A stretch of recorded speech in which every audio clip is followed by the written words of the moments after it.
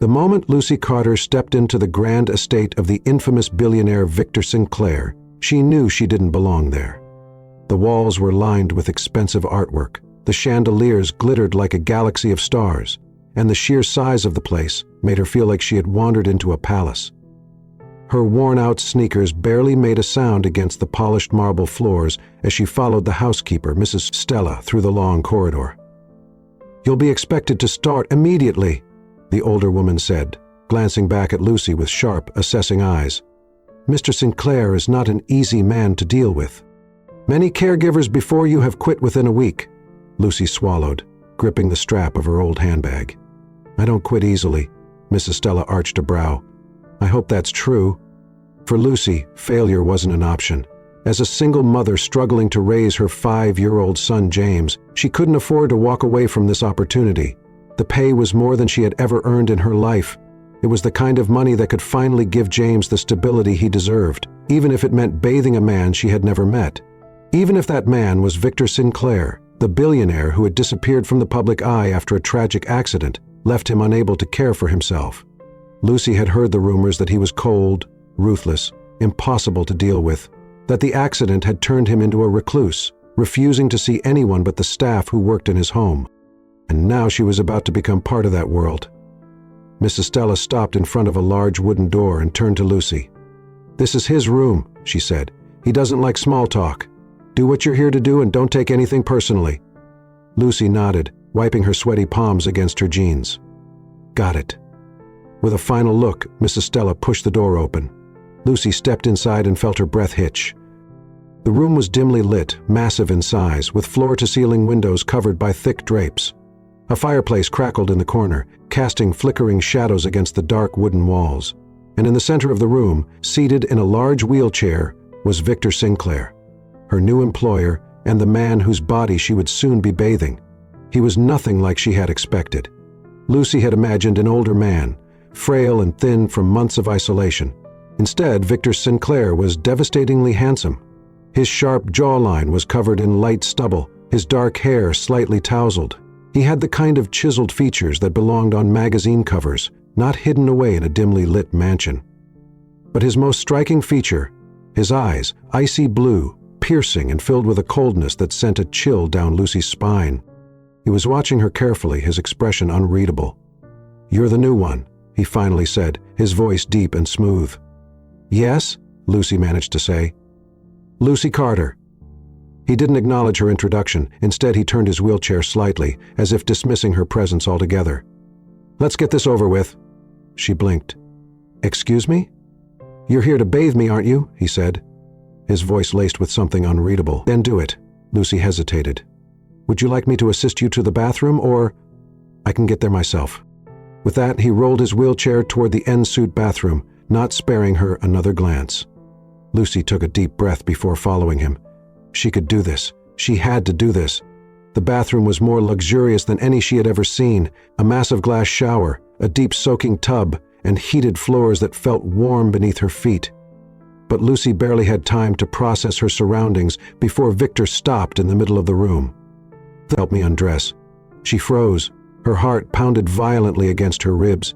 She had known this was part of the job, had prepared herself for it, but standing here facing a man like Victor Sinclair, it suddenly felt 1,000 times more intimate than she had expected. He must have noticed her hesitation, because he let out a humorless chuckle. "What's wrong? I assumed you knew what this job required." Lucy straightened her shoulders. She refused to be intimidated. "Of course," she said, stepping forward. "Let's get started." Her fingers trembled slightly as she reached for the hem of his t-shirt. As she lifted it, her breath caught in her throat. She had expected scars, weakness, the broken body of a man who had given up on life. What she found instead was muscle. Hard, defined, strong. His chest was sculpted, his abdomen firm, the ridges of his muscles clear beneath her fingertips. There were scars, faint lines that told a story of pain and recovery, but they did nothing to diminish the sheer power of his physique. Lucy swallowed hard, forcing herself to remain professional, but then she made the mistake of looking up and found Victor staring at her, his jaw clenched, his expression unreadable. The tension in the room was suffocating. "Do you like what you see, Miss Carter?" His voice was low, almost mocking. Lucy's cheeks burned. She quickly averted her gaze. "This isn't about what I like or don't like," she said, regaining her composure. "I'm here to do my job." "Good," he murmured. "Then do it." She moved efficiently after that, determined to remain unaffected. But with every brush of her fingers against his skin, every unspoken glance exchanged, she felt something shifting between them, something dangerous, something neither of them was ready to admit. And as she turned on the warm water and reached for the washcloth, one thought echoed in her mind. This job was going to be a lot more complicated than she had anticipated. The warm water cascaded over Victor's skin, steam curling in the air between them. Lucy worked in silence, her hand steady as she ran a soft cloth over his broad shoulders, careful not to linger too long. She could feel the tension rolling off him in waves, though whether it was from discomfort or something else she couldn't tell. "You're too quiet," Victor said suddenly, his voice cutting through the thick silence. Lucy hesitated. "I didn't think you were the type who liked small talk." "I'm not," he admitted. "But I don't like being treated like a fragile doll either." She paused, wringing out the washcloth before meeting his gaze. "I don't see you as fragile, Mr. Sinclair." His expression was unreadable, those icy blue eyes scanning her as if searching for a lie. "No," she said firmly. "You're still strong. I can see it in your body, in the way you move, and the way you try to act like you don't need help." A smirk ghosted across his lips, but there was no humor in it. "And yet here we are, you bathing me like an invalid." "You're not an invalid," she countered without hesitation. "You're a man who's been through hell and is still fighting." Something flickered in his gaze, something raw, something vulnerable, but just as quickly as it appeared, it was gone. "Turn the water off," he ordered. Lucy complied, stepping back as he reached for the towel beside him, but before he could grab it, she was already there, wrapping it around his waist with smooth efficiency. His body tensed, she pretended not to notice. "I'll help you back to your chair," she said. Victor hesitated for a fraction of a second before nodding. "Fine." She braced herself, placing one hand on his arm and the other at his back. He was heavier than she expected, the muscles beneath his skin solid and unyielding. Despite his injuries, despite everything, he was strong, and the way his body reacted to her touch, tense, controlled, made something stir deep within her. As she guided him back into his wheelchair, their faces were inches apart, his breath warm against her cheek, his grip tight on her wrist. "You're not afraid of me?" he murmured. It wasn't a question. Lucy met his gaze without flinching. "Should I be?" A beat of silence. Then he let out a low chuckle, shaking his head. "You're either the bravest woman I've ever met or the stupidest." She smiled slightly, stepping back. Maybe a little of both. For the first time, something shifted between them, not just as employer and caretaker, something more, and neither of them knew how to stop it. That night, Lucy lay awake in the small guest room she had been given, staring at the ceiling. The events of the evening replayed in her mind, the feel of Victor's skin beneath her hands, the way he had looked at her. She had taken this job out of desperation, out of a need to provide for her son, but now she was wading into dangerous waters. Men like Victor Sinclair didn't belong in her world, and she didn't belong in his. So why did it feel like fate was pulling them together anyway? The next morning, Lucy found herself in the kitchen making coffee before starting her shift. Mrs. Stella entered moments later, eyeing her with an expression that was unreadable.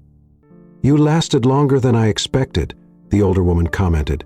Lucy smirked. "I'm stubborn," Mrs. Stella hummed, pouring herself a cup of tea. "Be careful, dear. Mr. Sinclair doesn't let people in easily, and when he does," she paused, her gaze sharp, "it never ends well." Lucy swallowed but said nothing. She wasn't here to get involved. She was here to do her job. At least that's what she kept telling herself. Later that afternoon, she entered Victor's room, expecting the usual routine. Instead, she found him at the window, his hands gripping the arms of his wheelchair tightly, his jaw clenched. "Everything okay?" she asked cautiously. "Do I look okay?" His tone was sharp, biting. Lucy exhaled softly. "What happened?" He didn't answer at first. Then he ran a hand through his hair, frustration evident in every movement. "My lawyer was here," he muttered. "More paperwork, more discussions about my condition and whether I'm fit to continue managing my business, his business, the empire he had built from the ground up." the one he had been forced to step away from after the accident. Lucy watched him carefully. "And what do you think?" His eyes snapped to hers. "What do you mean?" "Do you think you're fit to go back?" she asked simply. His jaw tightened. "No one would take me seriously in this state." "That's not what I asked." He hesitated. For the first time, he seemed truly uncertain. Lucy stepped forward. "You can do it, Victor, but only if you stop seeing yourself as the man you used to be and start accepting the man you are now." He exhaled harshly, looking away. "And who is that?" Lucy softened, kneeling in front of him so he had no choice but to meet her gaze. "Someone who's still fighting," she said quietly. "Someone who hasn't given up, even if he thinks he has." Victor stared at her, something unreadable passing through his expression. Then, without warning, he reached out. His fingers brushed against her cheek, lingering just a second too long. Lucy's breath caught. She should have pulled away, but she didn't, and neither did he. They were standing on the edge of something dangerous, something neither of them had been prepared for, and it was only a matter of time before one of them fell. Lucy should have stepped away, she knew that, but as Victor's fingers traced lightly against her cheek, as his piercing blue eyes searched hers, she found herself frozen in place. Her breath was shallow, her heart hammering against her ribs. It would be so easy to close the distance, to give in. But before she could do something reckless, something she would regret, Victor blinked, almost as if realizing what he was doing. His jaw clenched and his hand dropped from her skin as if burned. "Go," he said abruptly, turning his wheelchair toward the fireplace. His voice was gruff, edged with something she couldn't quite place. Hurt? Frustration? Or was it the same longing she felt? Lucy hesitated. "Victor," I said, "go." The air between them had shifted, thick with unspoken words. Whatever had happened in that moment, he wasn't ready for it, and maybe neither was she. Without another word, she turned and walked out of the room, pressing a shaking hand to her chest as she shut the door behind her. For the next few days, things between them were different. Victor was distant, colder than before. He no longer met her gaze when she helped him dress, no longer made sarcastic remarks during his therapy sessions. He answered in short, clipped sentences, keeping their interactions strictly professional, and it hurt. She hadn't realized how much she had grown accustomed to his attention, to his presence, until it was gone. Mrs. Stella noticed. "Whatever happened between you two?" the housekeeper muttered one evening. "Fix it before it gets worse." Lucy frowned. "I don't know what you're talking about." Mrs. Stella gave her a knowing look. "He's shutting down again, and the last time that happened, it took months to get him to even try to fight for himself." A pang of guilt settled in Lucy's chest. This wasn't just about her. Victor had spent the past year trapped in his own mind, convinced he was useless, broken. But she had seen him fight. She had seen the fire in his eyes when he pushed through the pain, the determination in his jaw when he worked through therapy. She couldn't let him slip back into that darkness, even if it meant confronting whatever was brewing between them. That night, she knocked on his door. She knocked again. "Victor, it's me." Still nothing. With a sigh, she pushed the door open.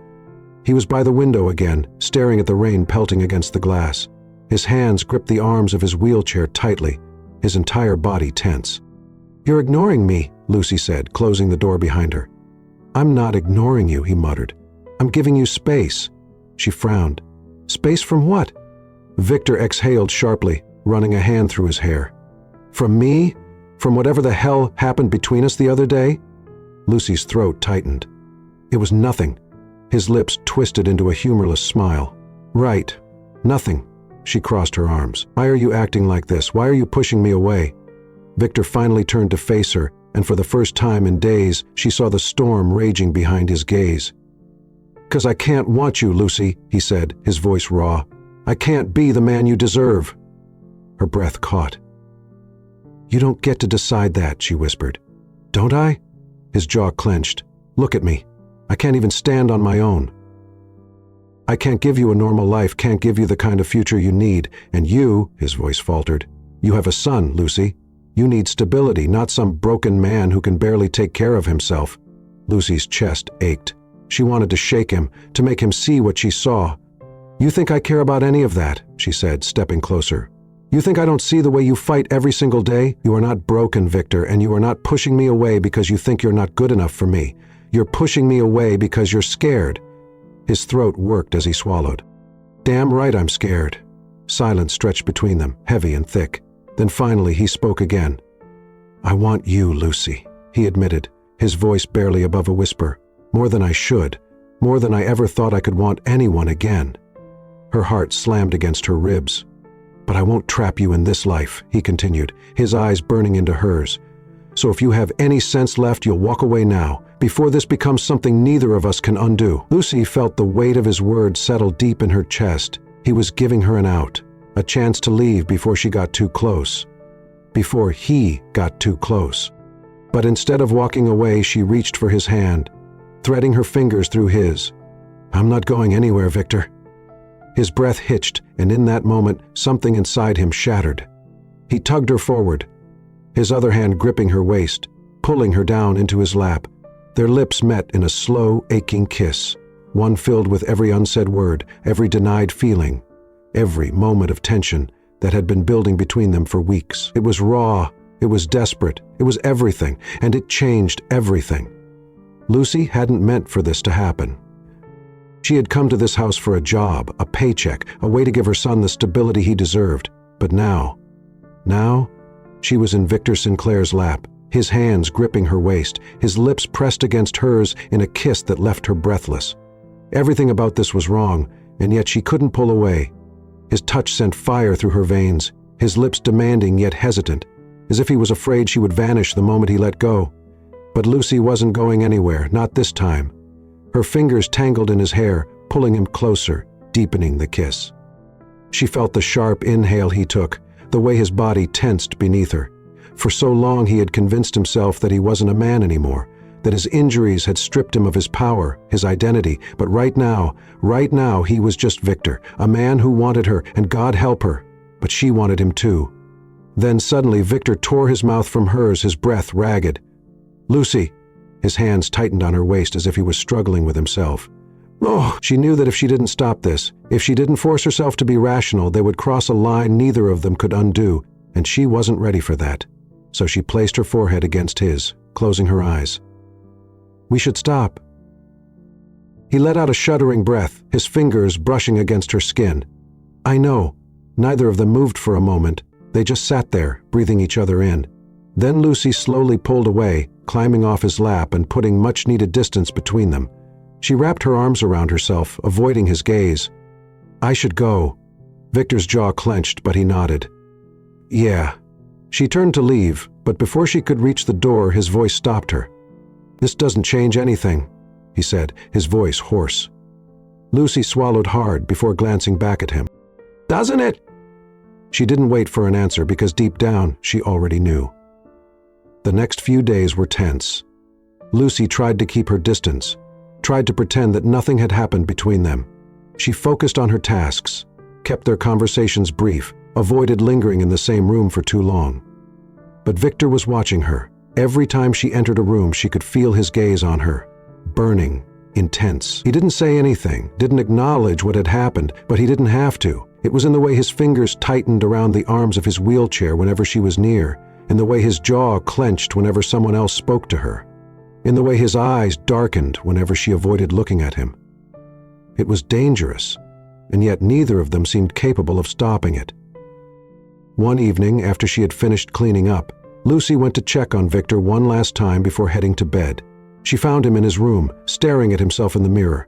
His shirt was off, revealing the scars that ran down his back and sides, evidence of the accident that had taken everything from him. His muscles were still there, his body still strong, but there was a weariness in his expression that made Lucy's heart ache. He caught her reflection in the mirror and turned slightly. "Couldn't sleep?" She hesitated before stepping inside. "I wanted to make sure you were okay." A ghost of a smile flickered across his lips. "You always do that." She didn't respond. Victor studied her for a long moment before speaking again. "You're afraid." Lucy stiffened. "Of what?" He turned his wheelchair to fully face her. "Of this." "Of us," she swallowed. "There is no us." His gaze didn't waver. "Liar!" She exhaled sharply, running a hand through her hair. "Victor, you know this is impossible." "What?" he challenged. "Because I'm in a wheelchair? Because I'm not the man I used to be?" "No," she said fiercely, stepping forward. "Because you are still that man. You're stubborn, you're strong, you're everything I—" She stopped herself before she could say too much, but Victor caught it, his jaw tightened, his hands gripping the wheels of his chair. "Then what's stopping you?" Lucy closed her eyes. James, her son, her entire world. This wasn't just about her. It was about him, about the life she was trying to build for him. She couldn't afford to get caught up in something that had no future, no certainty. "I have a son," she said finally. "And he comes first." Something flickered in Victor's gaze. "I know," he said softly. "And I'd never ask you to change that." She bit her lip, emotions threatening to overwhelm her. "Then don't ask me to stay." Silence. Then finally Victor exhaled, running a hand through his hair. "If that's what you want." It wasn't, but it was what she needed, so she turned and walked away again. The night passed in restless sleep, her mind filled with images of Victor, his touch, his kiss, the way he had looked at her as if she was the only thing keeping him tethered to this world. By morning she was exhausted. She barely had time to compose herself before her phone buzzed. It was the school. Her heart lurched as she answered. "Hello, Miss Carter, it's Principal Williams. James collapsed in class today. We need you to come immediately." Lucy felt her blood run cold. Collapsed. Her son had collapsed. "I'm on my way," she choked out, grabbing her coat and rushing toward the door, but as she reached for the handle, she collided with a firm chest. Victor. He steadied her instantly, his brow furrowing. "Lucy, what's wrong?" Her breath was ragged, panic clawing at her throat. "It's James. He collapsed. I have to go." For a moment, something unreadable crossed Victor's face. Then, without hesitation, he turned his wheelchair toward the hallway. "I'm coming with you." Lucy blinked, thrown off. "Victor, you don't have to." "I am." His voice was steel. "Let's go." She didn't have the strength to argue, because right now she needed him, and for the first time she realized maybe she always had. The car ride to James's school was a blur. Lucy could barely think, barely breathe. Her hands trembled as she gripped the steering wheel, her foot pressing too hard on the accelerator. "Slow down," Victor said beside her, his voice calm but firm. Lucy's breath came in short gasps. I can't. I need to get to him." "I know," Victor said, placing his hand over hers on the wheel. His touch was grounding, steady. "But getting yourself killed won't help your son." Her throat tightened and she reluctantly eased off the gas. Victor was right. Panicking wouldn't help, but God, she was terrified. She barely registered the way Victor kept sneaking glances at her, concern etched into every line of his face. She barely noticed how his hand remained close, as if ready to steady her at any moment. All she could think about was James, and the horrifying thought of, what if? When they arrived, Lucy didn't even bother parking properly. She threw the car into park and practically sprinted toward the school entrance. Victor was right behind her, moving his wheelchair faster than she'd ever seen before.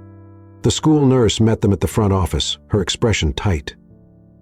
"He's in the infirmary," she said quickly. "He regained consciousness, but he's weak. We think it might be exhaustion, possibly dehydration, but we called for an ambulance just to be safe." Lucy's stomach twisted as she rushed past her, bursting into the infirmary. And there he was. James was lying on a cot, his small body too pale, his bright blue eyes tired but open. "Mom," he murmured weakly. Lucy fell to her knees beside him, brushing his curls away from his damp forehead. "Oh, baby," she whispered. "You scared me." James tried to smile. "Sorry." Tears burned in her eyes as she kissed his forehead. "Shh, don't apologize. I'm here now." A presence loomed behind her, and she glanced up to see Victor hovering in the doorway, his expression unreadable. James's gaze shifted to him. "Who's that?" Lucy hesitated. Before she could speak, Victor wheeled himself closer and offered a small smile. "I'm Victor," he said, his voice softer than Lucy had ever heard it. "I work with your mom." James blinked. "Are you her boss?" Victor chuckled. "Something like that." James studied him for a long moment, his little brows furrowed in curiosity. "You're in a wheelchair." Victor nodded. "I am." "Will you ever walk again?" Lucy tensed, ready to scold James for being so blunt, but Victor only smiled. "I don't know," he admitted, "but I'm working on it." James considered this, then nodded. That's good. And just like that, Lucy watched as the most important person in her life accepted the most complicated person in her life. She didn't know what to do with that. The hospital confirmed that James was fine, just dehydrated and exhausted. They recommended rest, plenty of fluids, and keeping a closer eye on his nutrition. Lucy knew what they weren't saying outright. They were subtly pointing out that she wasn't doing enough, that she had been so consumed with work, with Victor, that she had missed the signs. Guilt clawed at her chest. Victor noticed as they sat in the waiting room. He turned to her. You're blaming yourself.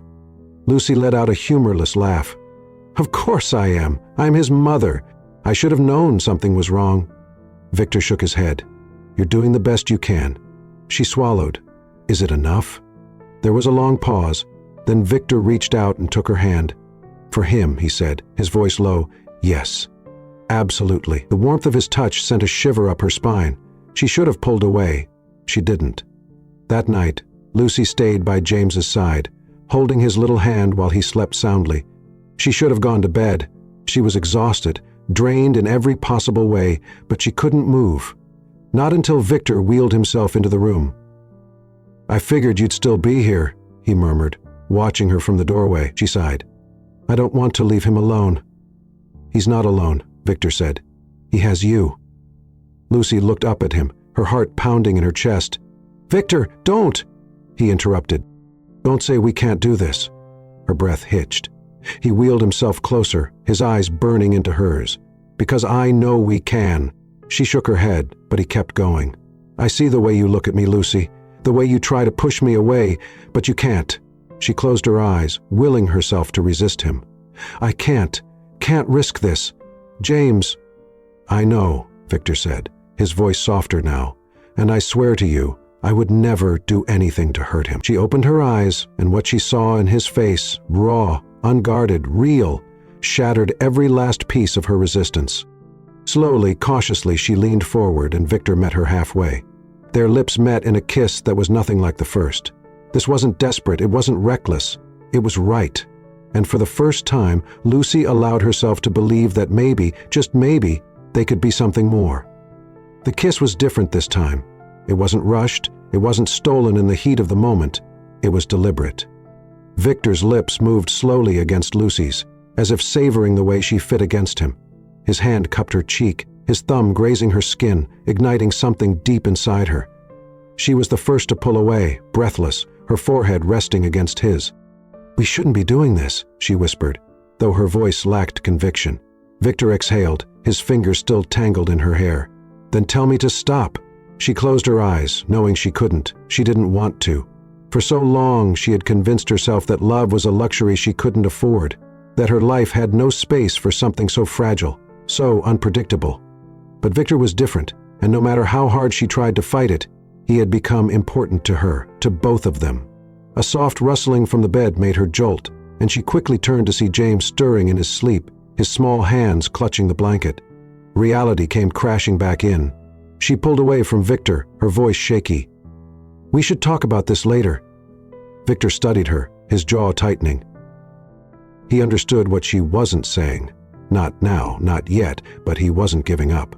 All right, he murmured, later. And despite everything, despite the uncertainty in her chest, Lucy found comfort in knowing that there would be a later. The next morning, Lucy woke up to the sound of laughter. It was light, joyful, the kind of sound she hadn't heard from James in weeks. She padded toward the kitchen, only to stop in her tracks at what she saw. James was sitting at the counter, his feet swinging beneath the stool while Victor was cooking. Granted, he was seated in his wheelchair, maneuvering carefully, but there he was, flipping pancakes with an amused expression as James chatted animatedly beside him. It was the most normal scene Lucy had ever walked into, and it stole the breath from her lungs. James turned, spotting her first. Mom! Victor is making pancakes. Victor glanced at her over his shoulder, smirking. Figured I owed you breakfast after last night. Her cheeks burned. Victor? He merely shrugged, eyes twinkling with mischief. Relax, I'm at the talking part.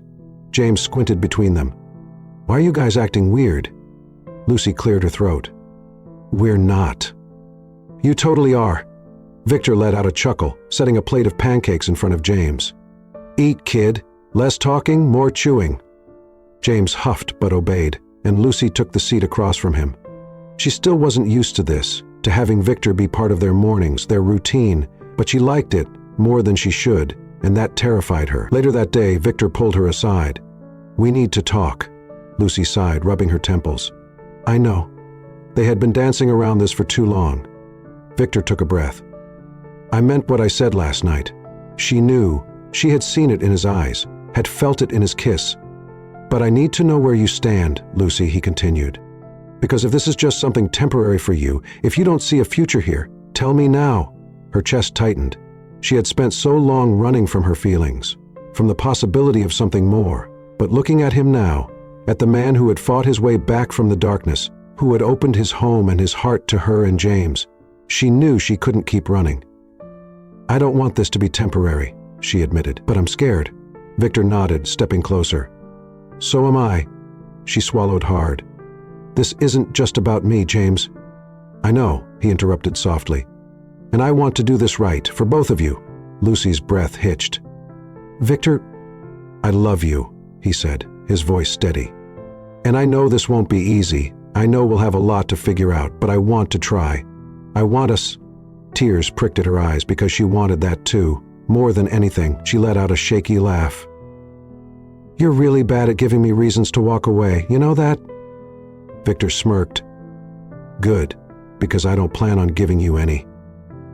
And when she kissed him this time, there was no hesitation, no fear, just love, the kind that was worth everything.